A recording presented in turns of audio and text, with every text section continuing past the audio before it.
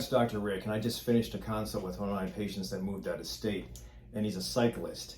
I tell you, I love the way cyclists take their data, they measure things. Those of you who follow me on YouTube, I did do a video back in the day with regards to Zone 2 and Zone 5 training out of the data from Inigo San Milan, University of Colorado.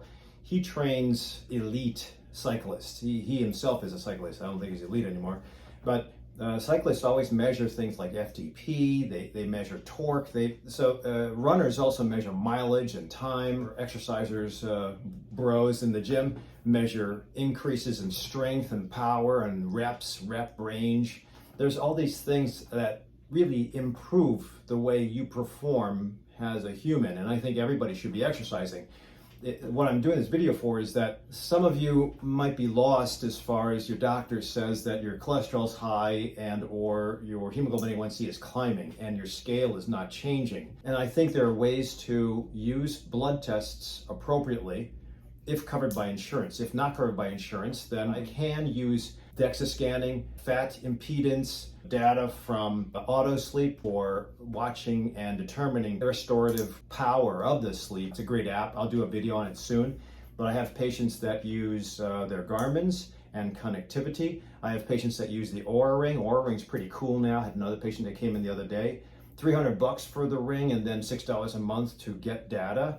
But bottom line is that we have ways to, as doctors, to determine if you're at high risk for a heart attack, a stroke, or cancer in some cases. But short of the blood tests, if we use entry-level blood tests, then you get entry-level statistics or direction markers. The idea of going to a doctor for a wellness exam is to actually figure if what you're doing is truly maintaining wellness and whether it is allowing you to get to 100 years of age of independence and see your great-grandkids. In my other job, we're right next to a retirement community. I see a lot of 80 and 90-year-olds come in. I just had to run into a guy yesterday, 91 years old, made it through 2 bouts of cancer. He was with his daughter, but he was doing all the talking. He was telling me exactly what happened. He was a little slow in his movements around the room, but he was right on. And unfortunately, a lot of people that are standard health will not get to that point. How do you get out of standard health? You have to have direction. You have to have guidance. You have to have motivation. And I think that if your wellness exam just says, you're good, I'll see you in a year, blood pressure's great, or blood pressure's not great, take this pill. Cholesterol's great, or cholesterol's not great, take this pill. Diabetes is getting there, take this pill. I think that's good to make sure that you're not going to die too soon, but it doesn't change the lifestyle. I really think that no matter where you are in the timeline, whether you're a 20-year-old or you're a 70 or 60-year-old, I think that the earlier you start, the easier it is to maintain. I started exercising at 19. I took my first 2 bodybuilding titles at 19. And it was just because I was living with bouncers and they would exercise all the time and I took on their work ethic and I continued it. But I tell you, it was really, I had all the testosterone back then. I probably don't have testosterone now, but I had all the testosterone and the emphasis and the motivation back then. But because I packed it all in and developed a bank of muscle back then, it was easy to maintain the account. I could just have to throw in a little bit of investment here and there and I'm able to maintain muscle mass. And I can usually jump into a 5K or a bike ride or a swim and not fall apart. There's a doctor who coined the phrase muscle-centric, and I think it's important to have muscle mass.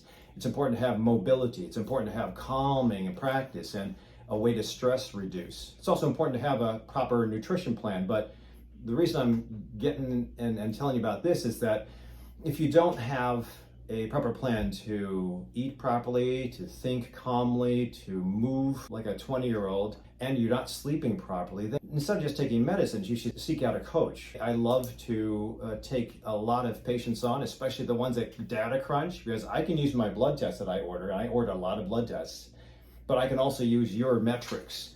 So if you don't have anybody that's helping you, then please consider seeing me as a patient. I'll put the link to my website down below.